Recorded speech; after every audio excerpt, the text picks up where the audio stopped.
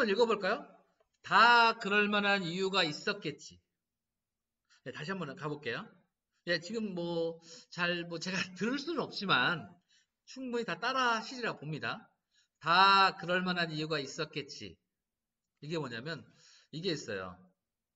음, 우리가 내 자신을 100% 알 수 있을까요? 내 자신을 100%. 그렇죠? 100% 알 수 없어요.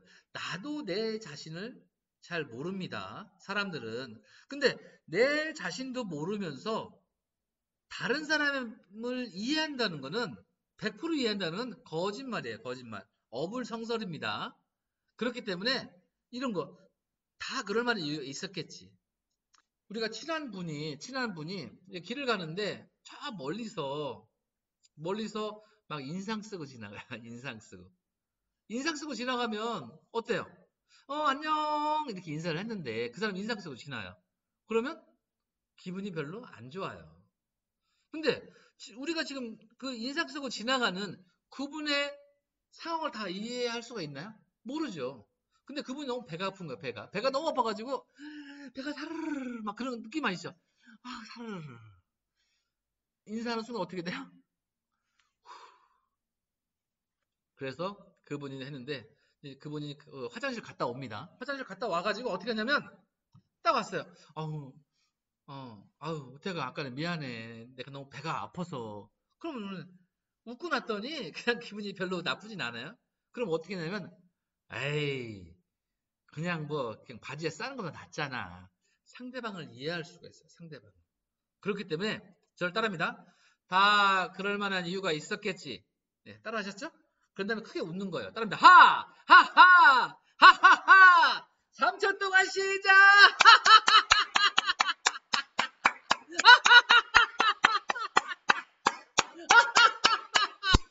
이렇게 웃어버리는 거예요.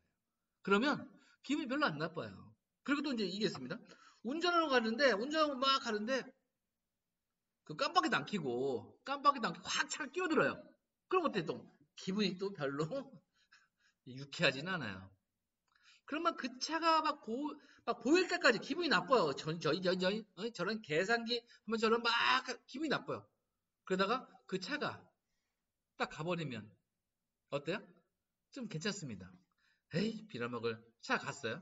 하지만 되게 돌아가셔가지고 이제 가족들하고 이제 이렇게 밥을 먹는데 아까 그 상황이 생각나는 거예요. 아까 말이야 이렇게 이제 막 일하면 가면서 이제 운전하면서 가는데 어떤 차가 깜빡이도 켜지 않고 들어오는 거야 갑자기. 그래서 사고 날 뻔했거든. 그 순간 그렇게 말을 하면 가족들은 어떨까요? 가족들은 그냥 막 똑같은 상황이 돼요. 내가 보지 않았어도 내가 마치 본 것처럼 기분이 나빠집니다. 그래서 아까 제가 말씀드렸죠. 그 나쁜 기운 전달되는 겁니다. 시크릿의 법칙에서 긍정은 긍정을 당기고요. 이렇게 긍정을. 부정은 부정을 당긴다고 그랬어요. 이게. 보세요. 이갑수 교수님 주변에 어떤 분들이 많은지. 긍정적인 분이 많으신지 부정적이 많으신지. 괜히 쓸데없는 질문이죠? 당연히 이갑수 교수님의 평소에 굉장히 긍정적이세요. 이렇게 여유가 있으시고 정말 정말 이렇게 아름다우신 모습이신데 외모는 근데 이 성격은 뭐랄까 수수하기도 하고 수더분하다 그러나요? 굉장히 여유가 많으세요. 또 긍정적인 말을 많이 쓰시고 그러다 보니까 주변에서 여러 가지 뭐 이렇게 선생님들도 많이 계시는 겁니다. 그래서 이거를 아까 그 상황에서 막 그 차가 끼어들었잖아요. 이렇게 끼어들었어요. 그럼 기분이 나빠. 근데 만약에 생각을 해보세요. 그 앞에 운전자의 아버님이 지금 위독한 상태입니다. 위독한 상태. 그러면 우리는이 아니라 그러면 그 운전자는 깜빡이 켜는 게 지금 생각이 날까요? 안 나요. 지금 병원에서 어떤 여자냐면 여보세요? 예, 지금 환자분이 지금 산소 포화도가 42로 떨어졌어. 42로. 42로 떨어지면은 굉장히 위험한 상태. 바로 이제 곧 1시간 내로 돌아가시는 상황이에요. 그러면 그 사람은 아무도 생각 안 나요. 빨리 가야 되는. 그렇게 되면 저를 따라합니다. 다 그럴 만한 이유가 있었겠지. 네, 이걸 한번 외치시고 저를 따라합니다. 하, 하하, 하하하.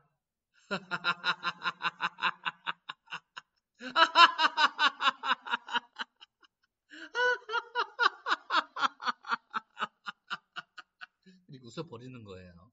그러면 일단 기분이 더 이렇게 그 어떤 스트레스 호르몬이 분비가 된 게 아니라 긍정적인 이렇게 몸이 이렇게 그 NK 세포, 면역 세포도 막 T 세포도 활성화되고 여러 가지 그 NK 세포 활성화되기 때문에 기분이 별로 나쁘지 않아요. 그래서 그 나빴던 설령 그 스트레스 호르몬이 몸으로 분비된다 하더라도 이게 쉽게 해소가 다 빠르게 해소가 되는 겁니다. 그래서 그런 상황들 보면은 다 이해하지 못할 상황이 없는 겁니다. 예전에 저는 이제 보통 이제 성당에서 봉사를 하는데 저는 이제는 그 물론 아무 생각 없이 이제 봉사를 합니다. 봉사를 하는데 굉장히 사람들이 저를 욕하는 거예요. 전 잘못한 것도 아닌데. 그래서 한동안 굉장히 힘들었어요. 왜 나를 보고 욕을 하지? 이상하다. 왜 나를 보고 욕을 하지? 나는 이렇게 그 순수한 마음으로 성당에서 봉사를 했는데 왜 그럴까? 그래서 좀 힘들어했는데 나중에 보니까 제가 이런 생각을 합니다. 맞아. 나도 내 자신을 다 모르는데 분명히 내가 모르는 그 모습을 봤을 거야. 그 사람이. 그래서 그러니까 그 사람을 이해할 수 있더라고요. 며칠 지나고 그 사람한테 가서 미안해.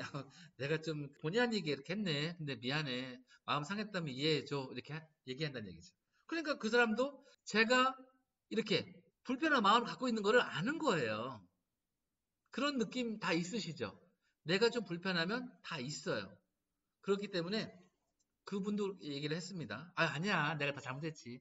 오히려 사이가 서먹서먹했던 사이가 좀 이렇게 좋아지는 경우가 있었습니다. 근데 결국 아까 제가 이제 또 긍정적인 뭐 긍정은 긍정을 부르고 부정은 부정을 당긴다고 그랬잖아요. 하지만 우리나라의 교육은 굉장히 어렸을 때부터 유교 문화에 바탕을 했기 때문에 부정적인 언어가 굉장히 많아요. 부정적인 말. 이런 말 있죠. 사촌이 땅을 사면 네, 분명히 그 선생님들은 배가 아프다 이렇게 생각이 들 거예요. 근데 왜 땅을 사면 배가 아플까요? 생각을 해보세요. 아무 생각 없이 그냥 배가 아파요. 어떤 분들은 내가 못 샀으니까 그 사촌 땅을 샀으니까 배가 아프지 약 오르니까 배가 아프지 이렇게 하는데 똑같은 질문을 초등학생한테 했어요. 초등학생한테. 초등학생한테 하니까 초등학생 뭐랄까요? 사촌이 땅을 사면 가로하고 어떻게 했냐면 사촌이 땅을 사면 그 아이들은 가본다 이렇게 답을 썼어요. 가본다. 직접 가본다는 얘기예요. 이게 그래서 저를 따라합니다. 그 사촌이 땅을 사면 배가 아픈 게 아니라 사촌이 땅을 사면 축하 전화를 해준다. 사촌이 땅을 사면 이렇게 하면 사촌이 밥을 산다는 얘기예요. 고기도 사고 서로 기분 좋게 이왕이면 기분 좋은 말, 긍정적인 말을 해주는 게 굉장히 좋다. 또 이런 게 있습니다. 어떤 분이 굉장히 아프세요. 편찮으세요. 편찮으신데 병문안 가죠. 병문안 가서 이런 분이 계세요. 아이고 얼굴이 반쪽 됐어. 아이고 어떻게 이거 얼굴. 그러면 그 사람이 기분이 어떨까요? 기분 별로 안 좋아요. 그래서 그분은 가뜩이나 아파서 나 먹지도 못하고 이렇게 해서 살이 빠지고 막 하는데 뭐더 신경질이 난다는 얘기죠. 그런 상태에서 반쪽 됐어. 이런 말보다는 신앙이 있는 분들은 그래 손을 잡고 그래 내가 기도해 줄게. 그러면서 기도를 하시거나 그래 뭐 먹고 싶은 거 없니? 뭐 이렇게 하면서 이렇게 또 하시던거나 그런 식으로 위로해 주는 게 나아요. 보통. 그래서 또 이게 있습니다. 우리가 이제 쓰레기죠, 쓰레기. 쓰레기를 어떻게 해요? 쓰레기 버리지 마! 그러잖아요. 그것도 굉장히 부정적인 말이에요. 우리가 최소 부정적인 말을 한 번 들으면 긍정의 말을 3번 이상 들어야 돼요. 한 단어, 그러니까 부정적인 단어 한 단어, 부정적인 말을 들으면 긍정의 말을 3번 이상 들어야 된다. 이게 로젠탈 효과라고 합니다. 그렇기 때문에 이게 아까도 쓰레기 버리지 마 그게 아니라 휴지통에 버려 이렇게 하면 된다는 얘기죠. 또 이제 많은 사람이 웅성웅성웅성 막 떠들어요. 그럼 어떻게 돼요? 시끄러! 그래. 시끄러! 이렇게 하잖아요. 그게 있잖아요. 시끄러보다는 조용해질래? 조용해질래? 이렇게 해주는 게 좋죠. 그러니까 충분히 긍정적인 말을 쓸 수 있는 게 되게 많아요. 가장 부정적인 말을 쓰는 게 가정인데 지금 하나씩 하나씩 개선해 나갈 필요가 있습니다. 그리고 또 웃음이 보면은 아까도 제가 말씀드렸는데 웃음이 굉장히 전염력이 있어요. 전염력. 전염력. 예전에 정말 있었던 일인데 지금은 이제 물론 프로 이름이 바뀌었죠. 그 당시에는 지라시였죠. 지금은 라디오 시대에서 뭐 조영남 선생님과 최유라 이제 아나운서가 이렇게 공동 MC로 이렇게 진행한 겁니다. 거기 나온 사연이에요. 어떤 사연이냐면 이게 있습니다. 그 초상집, 초상란 거기에서 다들 막 침통해 하면서 막 이제 뭐 아이고, 아이고, 아이고 이렇게 하고 있는데 갑자기 며느리 핸드폰이 울리는 거예요. 며느리 핸드폰. 무슨 벨소리? 벨소리가 뭘까요? 벨소리. 벨소리가 뭐냐면 Why did you know? Why did you know? 이게 울린 거예요. 그러니까 어떻게 돼요? 문상훈 손님들도 이게 전화하다가 입을 틀어막기 바빠요.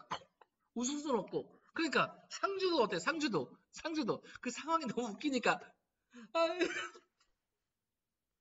그리고 또 어떻게 죠 우리가 급하면 핸드폰이 꺼지나요? 안 꺼져요 이게. 그랬던 사건이 있는데 지금 사실 우리 사람들이 얼마나 웃지 않냐면 한번 그 지하철을 보자. 지하철을 타시면 이게 사람들이 앉아 있죠? 쭉 앉아 있습니다. 이렇게 앉아 있어요. 그럼 그 사람들이 뭐 하나요? 대부분 열이면 열. 개중에는 뭐 안 하지만 다 이게 스마트폰 보고 있어요. 스마트폰 웃지도 않아요. 웃지도 않아요. 그러다가 이제 미국에서 이제 이런 일이 있습니다. 미국에서 실험을 해요. 어떤 실험을 하냐면 그냥 한 사람이 그냥 지하철 타가지고 가만히 서 있다가 이 행동만 합니다. 이 행동. 그러니까 이제 앉아있던 어떤 사람이 이렇게 스마트폰 보다가 그 사람을 보겠죠? 자기도 모르게 이렇게 나온다는 얘기예요. 그러니까 이 사람도 옆에 있던 사람은 그 서서 있는 사람, 그 사람 보고 옆에 사람 보고 하니까 그냥 하는 것 같아요. 그래서 자기도 모르게 이렇게 웃음이 나온다는 얘기죠. 그래서 결국 30분도 안 돼서 그 지하철 안에 다 웃음바다가 되는데 그만큼 웃음이 전염력이 있어요.